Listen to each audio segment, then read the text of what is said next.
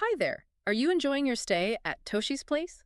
We've put together this sightseeing guide to help you make the most of your time in Kamakura. Today, let's talk about Enoshima Shrine. Okay, so we've got this really interesting sightseeing guide here. Yeah, it looks exactly like the kind of helpful thing you'd get staying somewhere like Toshi's place, Designed to really point you towards the highlights in Kamakura. Absolutely.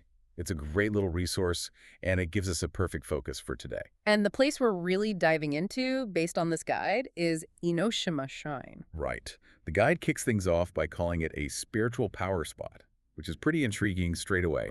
It's on Enoshima Island, just off the Shonan coast, and it mentions these three sister goddesses watching over it.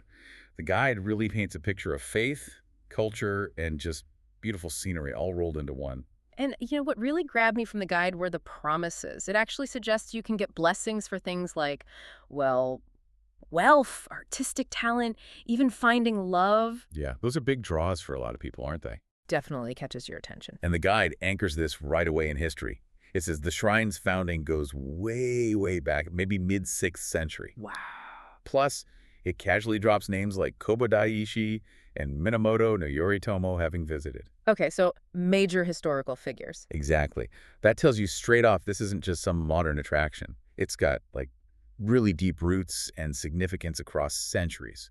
That combination of history and, well, powerful blessings makes you wonder who's actually at the center of it all. So, according to this guide, who are we talking about? What's the story with the main deities? So the guide explains that the shrine is mainly about deities of the sea and water. Makes sense, being on an island. Right. Apparently, it used to be called Enoshima Meijin, but now most people know it as Enoshima Benzaiten. Okay, Benzaiten, often linked with arts and fortune, and the guide mentions three specific goddesses. Yes, the three sisters. Yes. Tagiri Hime no Mikoto, Tajutsu Hime no Mikoto, and Ichikishima Hime no Mikoto. Quite the names. They are. And here's where it gets really fascinating, and the guide highlights their origin.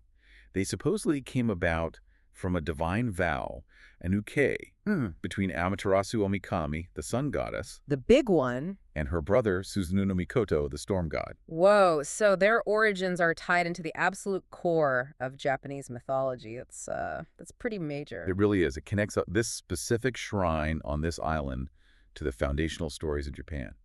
And the guide says that together, these sisters are worshipped as Enoshima Okami. Enoshima Okami. Okay. Their combined power is believed to bring, well, happiness, boost your artistic talents, and generally bring good fortune, hitting all those points the guide mentioned earlier. Okay, so we have these really powerful goddesses with deep mythical connections. How does the guide suggest you actually, interact with them? It sounds like it's not just one single building. There's a really key point the guide makes. It's not just one spot. The whole experience is spread out across the island. There are three main sanctuaries, and it mentions another smaller one too. And each one is linked to a specific goddess or a certain kind of prayer or blessing. So you can sort of tailor your visit based on what you're hoping for? Can you walk us through that based on the guide? Sure. So near the entrance, like when you first get onto the island proper, you find Hetsunomiya. Hetsunomiya. Got it. This one enshrines Jigitsu Hime no Mikoto.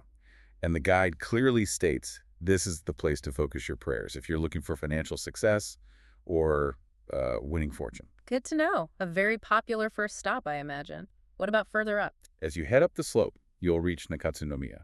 The deity here is Ichikishima Hime no Mikoto. Okay.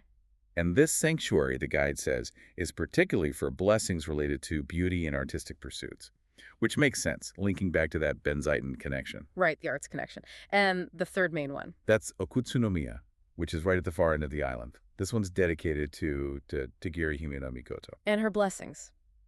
According to the guide, people go here seeking protection for safe travels and also for help with romantic connections or finding love. Interesting combo. Safe travel and romance. Way out there. The guide also mentions Ryugu Shrine. Watatsumi no Miya. Yeah, it gets a mention too. That specific spot is noted for prayers concerning fertility and safe childbirth. So looking at the guide, it really seems like they cover a whole range of life's hopes and concerns across these different locations. Yeah, it really does. And, the way the guide lays it out, it kind of makes you think. By having these separate spots for different wishes, Yeah.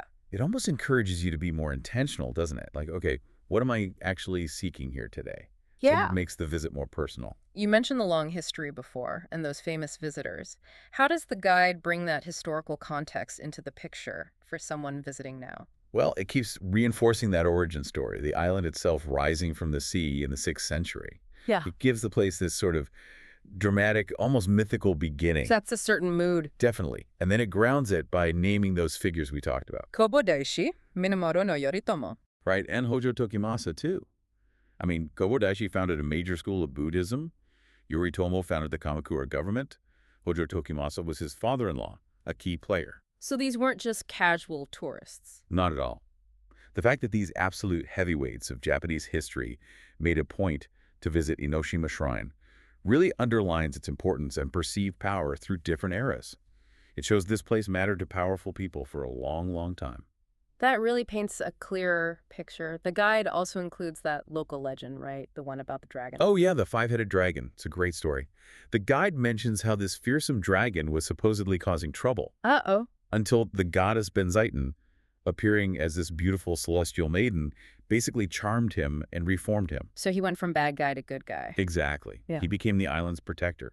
It's a wonderful local legend that kind of brings the divine down to earth a bit, offering this narrative of transformation and protection for the island itself. It connects those big myths to a very local, comforting story. Okay, so we've got the history, the goddesses, the different spots for blessings. What about the actual doing and seeing? What cool sights or little rituals does the guide point out for visitors? This is where the guide gets really practical and descriptive. It mentions the Zushinman Gate right near the start. Apparently, it's designed to look like the mythical dragon palace Rijugujo. Oh, cool. Like an underwater palace gate? Kind of. So walking through it immediately gives you that feeling of entering somewhere special, maybe a bit magical. And there are paintings there, too. Yeah, the guide mentions vivid paintings of those Chinese-style guardian lions, which adds to that feeling of crossing a threshold. Then, up at Hatsunomiya, it describes this ritual. The one with the reeds. Exactly. Passing through a large ring made of reeds is for purification, cleansing yourself before praying. A simple traditional Shinto thing you can actually do. Nice. And for the wealth seekers, the coins. Right, Hakuri Pond. The guide explains the custom. You wash your coins in the pond's water while praying for your fortune to grow. I love that. It's so tangible. It is. It's a very direct, almost playful way to engage with that wish. Yeah. The guide also makes a point of mentioning some important statues inside a place called Huanden Hall. What kind of statues? Really significant ones. There's an 8-armed Benzaiten, which the guide notes is one of Japan's top 3 Benzaiten statues. That tells you it's a big deal. Okay, definitely worth seeing. And also a statue of a nude Benzaiten holding a biwa, a type of lute. She's called Mion Benzaiten, representing her connection to music and the arts very directly. The guide stresses these are rare and important. They sound unique. What about other senses? Did the guide mention sounds? You talked about Nakatsunomiya. Yes. Near Nakatsunomiya, the guide mentions the sound of a sukinkutsu. A what now? A sukinkutsu. It's like a hidden water feature. Water drips into a buried pot and makes this lovely, resonant, echoing sound, kind of like a natural water harp. It adds this really peaceful auditory layer to that area. That sounds amazing. And one last detail. At Okutsunomiya. The guide points out a painting of a turtle on the ceiling there, which is said to look down at you no matter where you stand in the room. It's called the Happo Nerami no Kam, the turtle that glares in all 8 directions. A neat little detail. All these specifics really help you imagine being there, don't they? So clearly tons to see and do. But the guide is realistic about the terrain, right? It mentions the climbing involved. Oh yeah, it definitely gives you a heads up about the slopes and stairs. It's an island, after all. But it also offers a solution. The escalator thing. Right, the Enoshima Escar. It's a series of paid escalators that take you up the steepest parts. The guide points it out as a really helpful option if you're worried about mobility or just want to save some energy. Makes the upper shrines much easier to reach. Good to know. And just getting to Enoshima Island itself. The guide says it's pretty straightforward. You can walk across the bridge from the mainland, and it's easily accessible from several train stations nearby Katase Enoshima, Enoshima Station, and Shonan Enoshima Station. So multiple train lines serve the area. Convenient. Very. And the guide also briefly mentions the Benten Maru boat Oh, yeah. as another way to get to a different part of the island, near the caves, the Iwaya Caves, and Shigogafuchi Cliffs. So while our focus is the shrine, it shows there are different ways to explore the island area. Right. After all that exploring and praying, people are probably thinking about souvenirs, maybe grabbing a bite to eat. Does the guide touch on the local flavor? It does. It mentions the omamori, the protective charms, which are classic shrine souvenirs. And you can get specific ones for love, money, beauty, matching the blessings we talked about. A nice way to take that intention home. Exactly.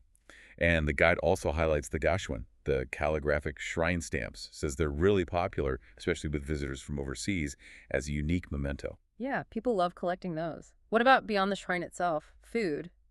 The guide definitely encourages you to check out the local scene. Mentions traditional Japanese sweet shops, wagashi, and naturally, being by the sea, lots of seafood restaurants. Any specific recommendations in the guide? Must-try dishes. Oh yes, it specifically calls out shirasudan. That's a rice bowl piled high with tiny local whitebait fish, sometimes raw, sometimes boiled, a real local specialty. Shirasudan. Okay. And also taco senbei, these giant, super thin, crispy crackers made from octopus, pressed and cooked right there while you watch. Wow, octopus crackers. Yeah. And the guide paints this picture of enjoying them with that amazing ocean view. Sounds pretty perfect. It really does. Does the guide mention best times to visit? Seasonally? It touches on that, yeah. Mentions festivals that happen in special nighttime illuminations, like the Enoshima Lantern Festival they apparently have in the summer, so the vibe can change depending on when you go. And for a perfect end to the day, the guide has a suggestion. A classic one. It suggests heading up to the island's observation tower, the Sea Candle, around dusk. Apparently, you can get incredible views of Mount Fuji across the water as the sun sets. What a way to finish. So when you pull back and look at how this guide presents Enoshima Shrine, it really comes across as this place where, deep faith and history just naturally blend with stunning scenery and local culture. Yeah, it doesn't feel like just a list of things to see. The guide seems structured to invite you into like a multi-layered experience, something where you keep finding little details, new connections. It really emphasizes creating your own personal memories there. Exactly. It makes you appreciate how everything from those ancient myths we talked about to these specific rituals like washing coins, even down to the local food. It all weaves together to create the unique feeling of Enoshima. So what's the takeaway here, looking through the lens of this guide? It really paints Enoshima Shrine as a destination with, well, incredible depth. It's a spiritual hotspot linked to core myths, a historical site visited by really important figures, a collection of unique spots for focusing your intentions, and also just a beautiful place to enjoy nature, art, and local culture. It's definitely way more than just a quick photo stop. The guide presents it as an opportunity for a really tailored personal journey, whether that's spiritual, cultural, historical, or just sensory. Totally. It offers something for almost everyone, layers of discovery, whether you're primarily interested in the religious aspects, the history, the art, the nature, or, let's be honest, just trying that taco senbei with the amazing view. Which leads to a great question for you, thinking about all this. If you were heading to Enoshima Shrine, maybe using a guide like this one, which of those three main goddesses' blessings would you probably seek out first? And, why does that particular wish feel relevant to you right now? It's interesting to consider. Definitely something to think about. Well, thanks for joining us on this deep dive into Enoshima Shrine. What did you think? We hope you'll make even more wonderful memories at Toshi's place.